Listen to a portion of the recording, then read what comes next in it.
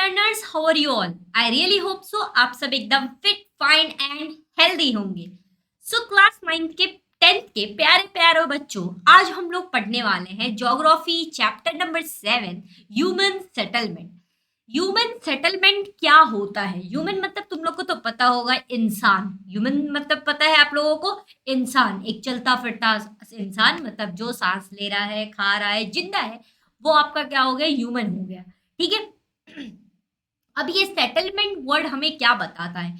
Actual में settlement word होता है जहां पे भी आप रहते हो, जहां पे भी आप रहते हो, वो जगह पे जब आपको प्रॉपर एक इंफ्रास्ट्रक्चर मिलता है, फैसिलिटीज मिलती है, खाना मिलता है, पानी मिलता है, रहने के लिए घर है। ठीक है, तो ये सारी चीजें जब आप इन सारी चीजों के साथ रहते हो, तो वो आपका जिस भी एरिया में हो, जिस भी पर्टिकुलर जगह पे हो, तो वो आपका क्या हो गया? एक सेटलमेंट हो गया। आप डेली लाइफ में जितने भी चीजें कर रहे हो, स्कूल जा रहे हो, पढ़ रहे हो, आपके मदर फादर वर्किंग है, काम करने जा रहे हैं, एक बड़ी सी इंडस्ट्रीज में काम कर रहे हैं, कहीं पे भी कर रहे हैं, तो वो आपका क्या है? एक डेली रूटीन में है।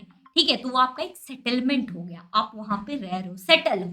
ठीक है, अब हम लोग पढ़ने वाले हैं। यहाँ पे आपको दिख रहा होगा दो, आपके सामने मैप है, एक मैप। और ये जो दो मैप है, एक मैप आपका कहीं ना कहीं इंडिया से है। ठीक है, ये दो मैप हम बेसिकली पहली बार जो देखेंगे, ये इंडिया के बारे में देखेंगे। अब जब हम बात करेंगे ब्राजील के बारे में, तब हम ब्राजील का मैप देखेंगे। ठीक है, तो ये जो दो इंडिया का मैप है, ये दो मैप आपको क्या बताने की कोशिश कर रहा है? ये दो मैप क्या बताने की आपको कोशिश कर रहा है? दोनों तो कहीं ना कहीं एक जैसा लग रहा है। हाँ, एक येलो है, एक ग्रे मान सकते हैं, ऐसा है मैम। ये डिफरेंस। तो अगर थोड़ा अच्छी तरीके से देखोगे, तो आप देख सकते हो, ये वाला जो फोटो है, मतलब सबसे पहला वाला जो येलो कलर में है, और आप कह लो ब्राउन कलर में है, ये लगता है कि थोड़ा दूर से फोटो लिया है। ठीक है, और ये वाला जो 7.1 का बी वाला फोटो है, दैट इज इमेज है, ये आपको क्या लग रहा है? थोड़ा जूम करके फोटो लिया गया है। अब हम समझेंगे कि ये क्या है एक्चुअल में। ठीक है, आप उसके बारे में टेंशन मत लो। चलिए, तो स्टार्ट करते हैं फिर अपने लेक्चर को। Example of settlement pattern in India. As I told you कि ये क्या है? इंडिया का मैप है। ठीक है, मतलब इंडिया के कोई भी एक पर्टिकुलर जगह का उठाया गया, और वहां पे वहां का फोटोज बताया गया है कि आपके कैसे इमेजेस ऊपर से दिखते हैं। इमेजेस जब आप कभी प्लेन में फ्लाई करते किए होगे, ठीक है, तो आपने क्या देखा होगा? जैसे जैसे प्लेन ऊपर जाता है, तो आपको दिख रहा होगा कि ये जो बड़े बड़े बिल्डिंग्स है, ये इतू सी क्यों लगता है? क्या ये सच में इतू सी? नहीं, अभी तो मैं उधर से आई थी, इतना बड़ा दिख रहा था, बट अभी ऊपर से इतना छोटा क्यों दिख रहा है? तो जैसे जैसे आप ऊपर जाओगे, आंखों के थ्रू आप क्या कर सकते हो? चीजें छोटी छोटी आपको दिखाई देने लगती है। हाइट जैसे आपका जाएगा, वैसे वैसे आपका इमेज छोटा फॉर्म होने लगता है। सो चलिए, तो फिर पढ़ते हैं हम। Study two types of settlement pattern in India given in the figure 7.1 A and 7.2 B are following questions. दो टाइप के आपके यहाँ पे मैप है, ये तो हम लोगों ने देखा है। ये दो टाइप कौन सा है? ए, और ए क्या बताने की कोशिश कर रहा है, और बी आपकी क्या बताने की कोशिश कर रहा है? सो बच्चे लोग, ए क्या बताने की कोशिश कर रहा है, बी क्या बताने की कोशिश कर रहा है, ये हम पहले देखेंगे, उसके बाद जा करके ये पढ़ने वाले हैं। ठीक है, ये क्वेश्चन हम देखेंगे।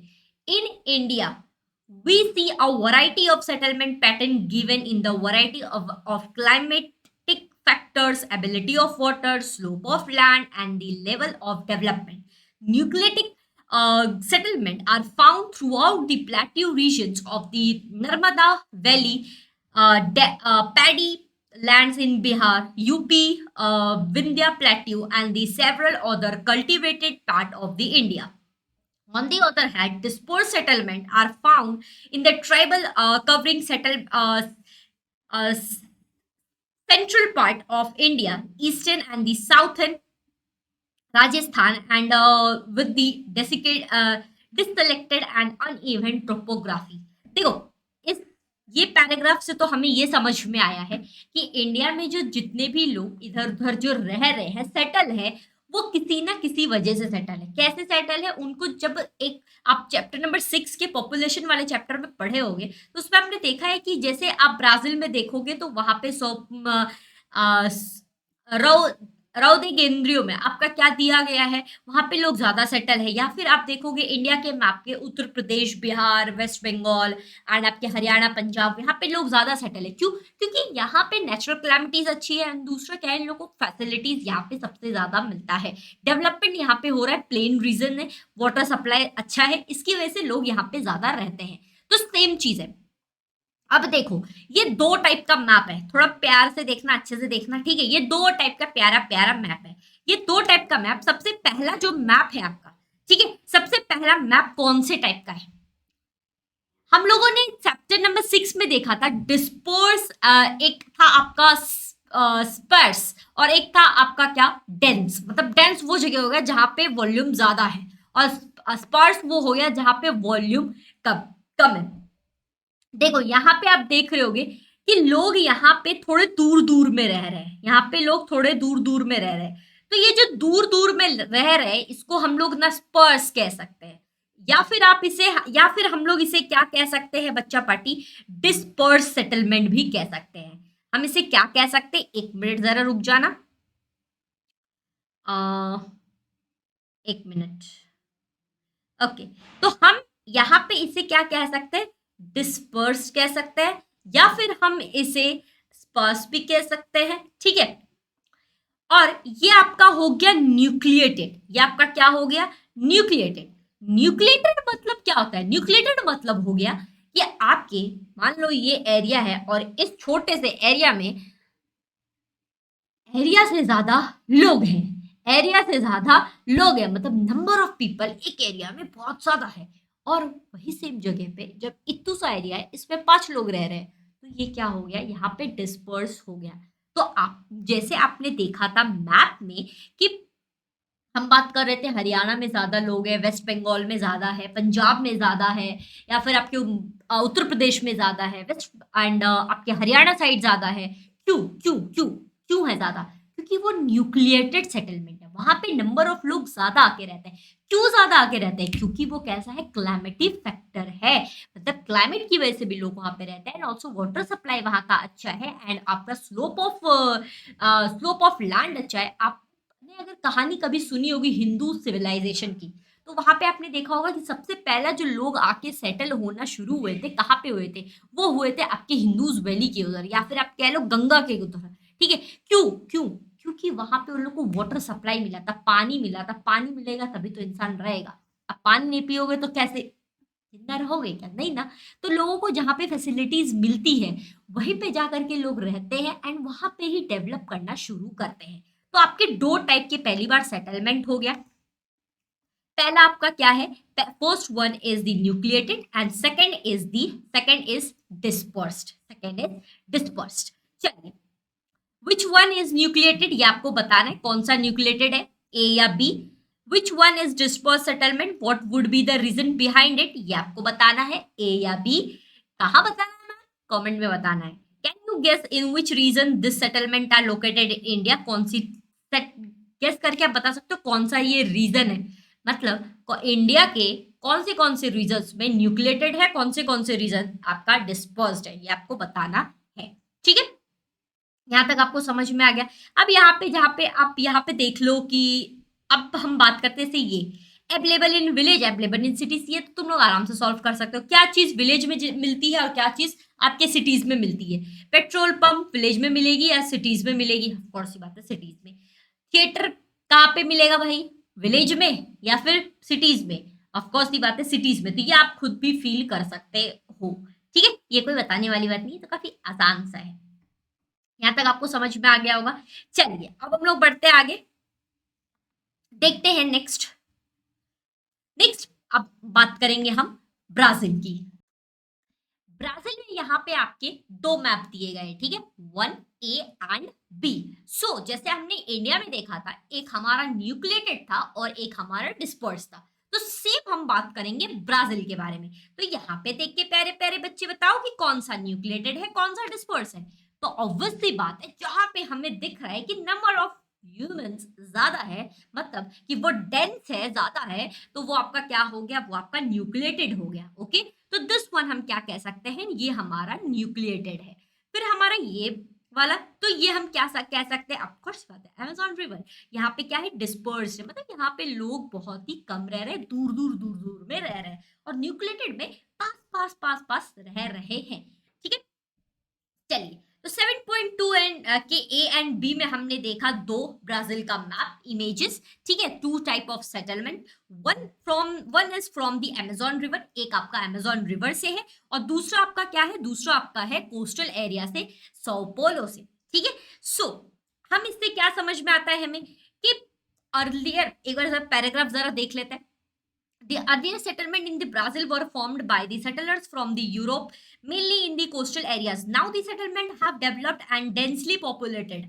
The major reasons of development are as follows. Although the coastal climate is hot and humid and flat and land is limited due to the rich topography, the regions has a good water supply and large range natural resources. Sao Paulo, जैसे मैंने आपको बताया, जैसे India में क्या था कि हमारे जिस भी एरिया में पॉपुलेशन ज्यादा है, वो एरिया में क्या हो रहा है, फैसिलिटीज ज्यादा है, दैट मींस ओके, उस एरिया में क्या है बच्चा पार्टी, वाटर सप्लाई अच्छा हो रहा है, उस एरिया में क्या है, क्लाइमेट अच्छा है, इसकी वजह से लोग वहां पे ज्यादा रह रहे हैं। तो सेम आपका ब्राजील में है कि sao पोलो में क्लाइमेट थोड़ा अच्छा है, थोड़ा सा हॉट है, थोड़ा ह्यूमिड है, बट क्लाइमेट अच्छा है, और दूसरा क्या है, वहां पे कम बारिश होती है एज कंपेयर टू ग्रेट स्कारपेंट वाला एरिया या फिर अमेजोन वैली वाला एरिया। एंड दूसरी बात क्या हुई कि अमेजोन में आप कह सकते हो वहां पे लोगों को रिसोर्सेज इजीली अवेलेबल होते हैं, लोगों को काम रोजगार वहां पे ज्यादा अच्छे से मिलता है, इसलिए सौ पोलो में लोग अच्छे से ज्यादा रहते हैं। सौ पोलो इसलिए क्या है आपका, न्यूक्लिएटेड है, वहां पे लोग एकदम घर पे घर आसपास आसपास ज्यादा रहते हैं, और वही सेम अमेजोन वैली है, वहां पे लोग दूर दूर दूर दूर रहते हैं। ठीक है, सो पोलो क्या है, आपका एक एक्सटेंसिव एरिया है, बड़ा सा एरिया है, ठीक है, जहां पे रिच पीपल्स एंड ऑल्सो वहां पे सबसे ज्यादा रिच सॉइल, यहाँ पे क्या है, रिच सॉइल है, बहुत ज्यादा सॉइल है, एंड यहाँ पे कॉफी की ग्रोइंग ज्यादा होती है, नेचुरल मिनरल्स का लार्ज सप्लाई होता है यहाँ से, आयरन यहाँ पे पाए जाते हैं, एंड ऑल्सो एनर्जी सप्लाई भी यहाँ से होती है। साउथ ईस्टर्न जो पार्ट है ब्राजील का, वहां पे गुड ट्रांसपोर्टेशन है, क्या है, गुड ट्रांसपोर्टेशन, दैट मीन्स कि आपके ये हो गया नॉर्थ साउथ ईस्ट वेस्ट, तो ब्राजील के जो ईस्ट साउथ वाला जो पार्ट है, यहाँ पे ट्रांसपोर्ट अच्छा है, एंड यहाँ पे क्या है, sao पोलो है, यहाँ पे लोगों को इजीली, कोस्टल एरिया, तो यहाँ पे लोग इजीली रहते हैं। समझ में आ गया, तो sao पोलो क्या है, न्यूक्लिएटेड एरिया है। Same rural areas such as the northeast highland suffer from the extreme drought.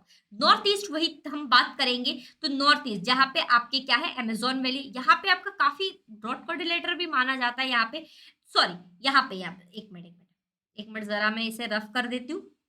Okay, चलो, यहाँ पे हम देखेंगे, यहाँ पे क्या है, ड्रॉट कोऑर्डिनेटर, ग्रेट स्कारपेंट, याद आया कुछ, हाँ, फिजियोग्राफी एंड ड्रेनेज वाले में, तो ये आपका क्या है, नॉर्थ ईस्ट में यहाँ पे आपके क्या है, ड्रॉट कोऑर्डिनेटर, एंड ऑल्सो यहाँ पे आपका एग्रीकल्चर अच्छे से नहीं हो पाता है ग्रेट स्कारपेंट के कारण।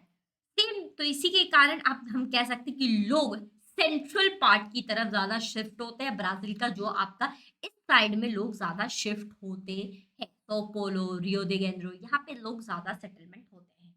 सो अब क्या रीजन है, मेजर रीजन क्या है, सबसे पहला, area is covered by the thick dense equatorial rain forest.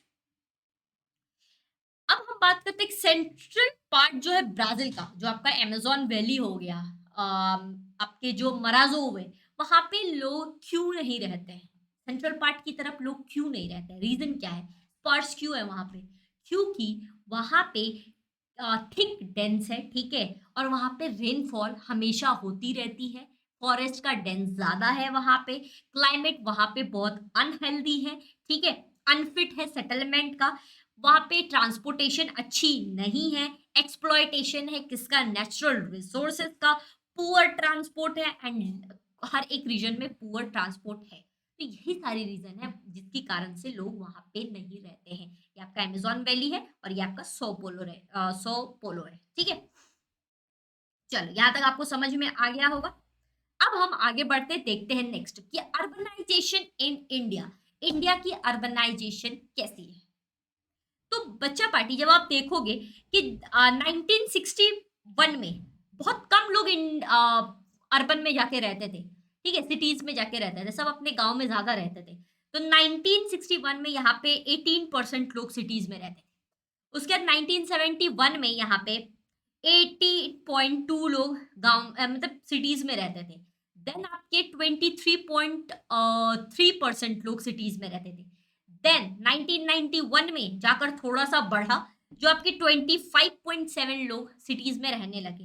Then 2001 में उससे ज्यादा लोग सिटीज में थोड़ा मतलब सिटीज की तरफ ट्रेवल करने लगे, दैट इज 27.8। 2011 से 31% दैट इज 31.2% लोग सिटीज में रहने लगे।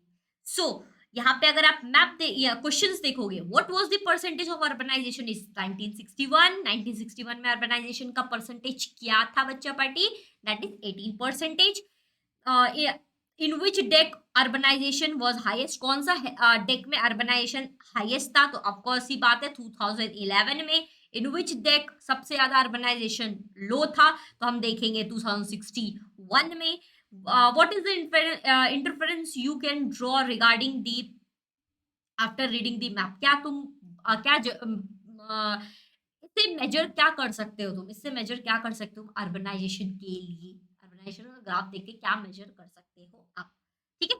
चलिए तो एक्सप्लेनेशन जरा सा हम देखते हैं। It is clear from the above graph, ये तो क्लियर है कि भाई अर्बनाइजेशन धीरे धीरे क्या हो रहा है, ग्रो हो रहा है। 2011 के बाद ज्यादा ही कुछ ग्रो हुआ, ऑलमोस्ट 31.16% लोग अब सिटीज की तरफ शिफ्ट होने लगे, और quite low comparison developed countries. Develop countries के लिए ये काफी, जैसे हमारी कंट्री क्या है ना डेवलपिंग पे, तो सिटीज के तरफ मतलब अब क्या हो रहा है ना कि गांव में ही जो छोटे छोटे एरियाज है वो अब सिटीज बनने जा रहे हैं, वो अब सिटीज बनने जा रहे हैं। लोगों को ट्रेवल नहीं करना पड़ रहा है, लोगों को एक जगह से दूसरी जगह माइग्रेट नहीं कर रहे हैं, बट हाँ क्या हो रहा है अपने जगह पे ही, क्योंकि एरिया अच्छे तरीके से डेवलप हो रही है, तो लोग वहां पे रह करके ही डेवलप हो रहे हैं। बट पहले क्या होता था, आप देखते थे कुछ लोग रहते थे लाइक पंजाब में, पंजाब अगर ज्यादा डेवलप नहीं है तो जाते थे कहाँ पे, महाराष्ट्र में जाते थे काम करने के, ठीक है, फैमिली वैमिली छोड़ करके। तो वो एक क्या था, माइग्रेशन था। बट अब माइग्रेशन उतना नहीं हो रहा है। अब क्या हो रहा है, क्योंकि सिटीज धीरे धीरे डेवलप कर रही है, अपनी ही गांव छोटे छोटे सिटीज में कन्वर्ट हो रही है, अच्छे खासे डिस्ट्रिक्ट बन रहे हैं, तो वो लोग वहां पे रह रहे हैं और अर्न कर रहे हैं। So urbanisation has become more in south. आप अगर साउथ इंडिया को देखने जाओगे तो साउथ इंडिया को ना बच्चा पार्टी एक्चुअल में मिनी फॉरेन कहा जाता है। आप अगर कभी सुने होगे तो मिनी फॉरेन कहा जाता है, क्योंकि साउथ इंडियन जो है ना, साउथ इंडियन साइड, साउथ के साइड वहां पे बहुत अर्बनाइजेशन आ चुका है। जैसे आप देखोगे एज कम्पेयर टू महाराष्ट्र या फिर पंजाब, बिहार, वेस्ट बंगाल, उड़ीसा, ये सब जगह छोड़ छोड़ के आप देखोगे, जितने आप साउथ जाते रहोगे तो आप देखोगे कि वहां पे क्या हो रहा है कि अर्बनाइजेशन बहुत ज्यादा है, मिनी फॉरेन वहां पे कहा जाता है, ठीक है। So Goa is the most urbanise state. Goa सबसे ज्यादा अर्बनाइज स्टेट है, 62% पॉपुलेशन वहां पे अर्बन एरियाज में रहते हैं, ठीक है।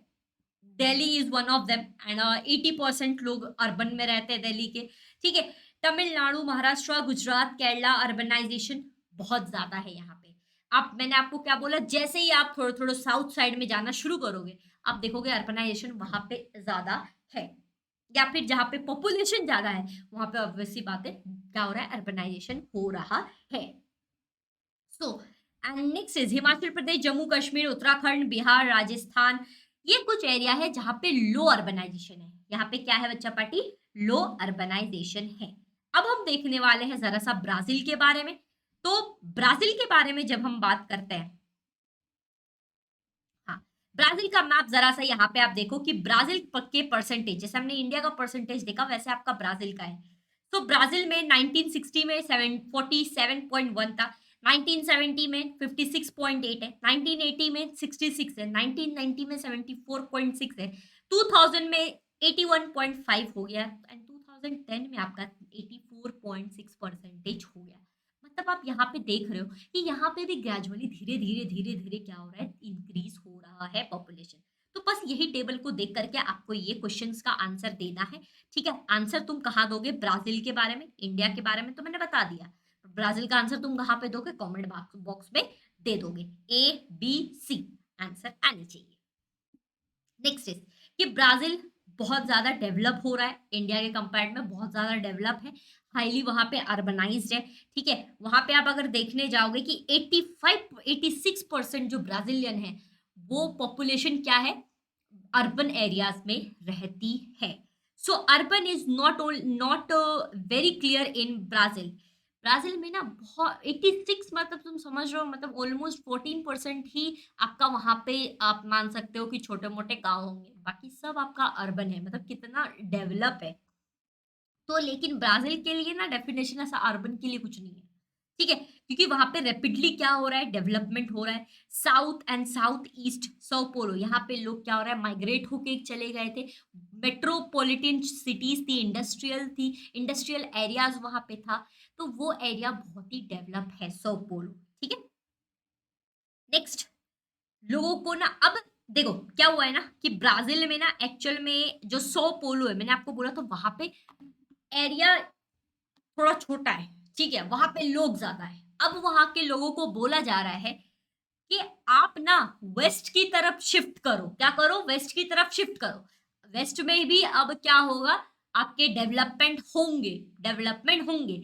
सो वहां पे ऐसा स्लोगन दिया गया है कि गो वेस्ट। आप अब ना ईस्ट की तरफ शिफ्ट मत करो, या फिर आप जो कर रहे हो कि साउथ ईस्ट की तरफ आ रहे हो, ये मत आओ। आप प्लीज आप वेस्ट की तरफ ही रहो। आपको वहां पे भी फैसिलिटीज मिलेगी, वहां पे भी डेवलपमेंट होगा, वहां पे भी अर्बनाइजेशन होगा। क्योंकि जितने भी लोग आकर के साउथ ईस्ट में शिफ्ट हो गए थे, काफी वो इम्बैलेंस हो गया था। वो स्टेट काफी इम्बैलेंस हो गया था। मतलब कुछ मतलब ऑलमोस्ट आपका जो एक एरिया अमेजोन साइड का वो पूरा का पूरा खाली हो गया था। लोग आकर के कहाँ शिफ्ट हो गए थे? वो शिफ्ट हो गए थे आपके साउथ ईस्ट की तरफ, सौ पोलो एंड रियो दे जेनेरियो में यहाँ पे शिफ्ट हो गए थे वर्किंग कल्चर से। ठीक है, यहाँ तक आपको समझ में आ गया। इससे एक स्लोगन है जो आपका है गो वेस्ट। अब आप गो वेस्ट, ये एक पॉलिसी वहां पे लाया गया था, लाया गया है, अभी भी है। ठीक है, what state region are the most urbanise? कौन सी रीजन है सबसे ज्यादा अर्बनाइज है? सो पोलो। एंड कौन सी रीजन है जो लीस्ट अर्बनाइज है? अमेजोन वैली, मराजो, ये सब है। ठीक है, तो आपको रीजन का, स्टेट्स का नाम बताना है यहाँ पे। तो आई होप सो कि आपको यहाँ तक समझ में आ गया होगा। तो आप देख रहे हो कि यहाँ पे सौ पोलो में सबसे ज्यादा पॉपुलेशन है, घोसों में भी है, इपित्रियो में भी है, एंड रोहदे जेनरियो में भी है। ठीक है, तो लोग को आप बोला जा रहा है कि आप वेस्ट की तरफ आप क्या करो? शिफ्ट करो। आप जहाँ वहीं रहो, वहां पे भी अब अर्बनाइज्ड होगा। ठीक है, तो बस यही ये चीज यहाँ पे आपका लिखा गया है। तो आप देख रहे होगे Manaus is a port confluence of the Negrio and the Amazon. यहाँ पे मानुस की तरफ पोर्ट बनाई जा रही है, जो आपके अमेजोन से, यहाँ पे पोर्ट बनाई जा रही है जो आपके अमेजोन से और आरिक से, रेंडियो से यहाँ पे कनेक्ट कर सके। ओके, तो यहाँ पे सबसे ज्यादा अर्बनाइज्ड है। तो यहाँ पे आपका चैप्टर होता है खत्म। अगर अभी तक आपने ये चैनल को सब्सक्राइब नहीं किया है तो प्लीज सब्सक्राइब कर लो। और अब हमारे ज्योग्राफी का सिर्फ 2 चैप्टर बचा है, 8 एंड 9। वो भी आपका सून कंप्लीट हो जाएगा और उसके बाद आपका ज्योग्राफी का सिलेबस कंप्लीट हो जाएगा।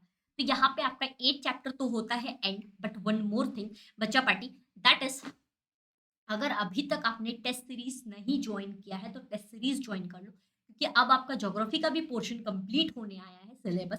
बट वहां पे आपका फर्स्ट चैप्टर से लेकर के 9 चैप्टर तक टोटली आपका एमसीक्यूज वहां पे प्रोवाइड किया गया है। क्वेश्चंस को आप अनलिमिटेड टाइम अटेम्प्ट कर सकते हो, अनलिमिटेड टाइम अटेम्प्ट कर सकते हो। देखो यहाँ पे आपको टेस्ट सीरीज का दिख रहा होगा। ठीक है, यहाँ पे आप देख सकते हो science and social studies test series. यहाँ पे पूरे साइंस के and social study, history, civics and geography सारा अपलोड कर दिया गया है। ठीक है, अनलिमिटेड टाइम आप इसे दे सकते हो। ठीक है, प्रैक्टिस कर सकते हो।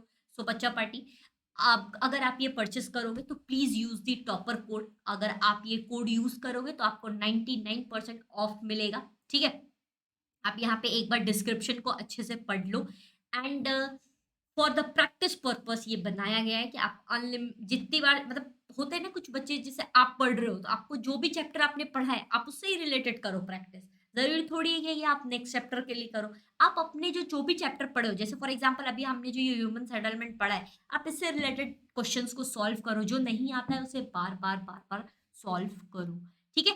तो आई होप सो कि तुम्हें ये टेस्ट सीरीज़ वाला समझ में आ गया होगा। नेक्स्ट हम बात करते हैं आरंभ बैच की, तो बच्चा पार्टी वो बच्चे जिनको अब लगता है कि नहीं अभी तक मेरा पढ़ के नहीं हुआ है, फर्स्ट सेमेस्टर का मैंने एग्ज़ाम तो दिया था बट अच्छे से नहीं गया था, ठीक है? एंड क्या मैं एग्ज़ाम में स्कोर कर पाऊँगा अच्छे से बोर्ड के एग्ज़ाम में या फिर नहीं, या फिर मुझे फिर से फुल सिलेबस पढ़ना है। तो यहाँ पे आपको फुल सिलेबस पढ़ाया जा रहा है आरंभ बैच में। साइंस के प्रीवियस ईयर क्वेश्चंस भी सॉल्व किए कराए जा रहे हैं, सोशल स्टडीज़ का, इंग्लिश का लेक्चर्स हो रहा है। तो ये 3 लेक्चर्स आपके फिलहाल हो रहे हैं और मैथ्स का भी सून आपका लेक्चर स्टार्ट हो जाएगा, ठीक है? तो यहाँ पे आपके प्रीवियस ईयर क्वेश्चंस भी कराए जा रहे हैं एंड डाउट भी आपका लिया जा रहा है, एक्सरसाइज़, ओरल टेस्ट भी आपके हो रहे हैं, ठीक है? एंड जो भी आपको डाउट है आप बिंदास पूछ सकते हो क्लास में रेज़ हैंड के through. And one more thing कि आपको फुल सिलेबस पहले पढ़ाया जाएगा, उसके बाद जो भी पढ़ाया जाएगा आपको, ठीक है? उसके बाद आपका डाउट लिया जाएगा, ओके? तो आप इस जब आप इस आरंभ बैच को जॉइन करोगे तो use the winner code flat rupees 500 off once read this description. एक बार इस डिस्क्रिप्शन को रीड करना, आपको पता चल जाएगा सब। Thank you so much for joining this session. I really hope सो कि ह्यूमन सेटलमेंट आपको समझ में आ गया होगा। अब बस 2 चैप्टर हमारा बचा हुआ है 9 एंड 10, सून वो भी आपका हो जाएगा। अगर अभी तक आपने अगर अपने दोस्तों को शेयर नहीं किया है तो please share it this particular channel to your friends. Recommend करो उनको कि यहाँ से पढ़ें। बताओ उनको कि यस यहाँ पे ऑलरेडी पढ़ा दिया है ज्योग्राफी, बस 2 चैप्टर बचा हुआ है वो भी पढ़ा दिया जाएगा। फिर साइंस का भी आपका आई थिंक कुछ ही चैप्टर बचा हुआ है सिलेबस कंप्लीट होने के लिए, वो भी हो जाएगा। हिस्ट्री भी, ज्योग्राफी ज्योग्राफी के बाद हम हिस्ट्री कर लेंगे, तो आपका ये भी कंप्लीट हो जाएगा। तो thank you so much for joining this lecture. I really hope सो कि आपको पसंद आया होगा एंड जितने भी क्वेश्चन आपको पूछे जाते हैं वीडियोस में, आप प्लीज़ उसका आंसर कमेंट में दिया करो। Thank you so much.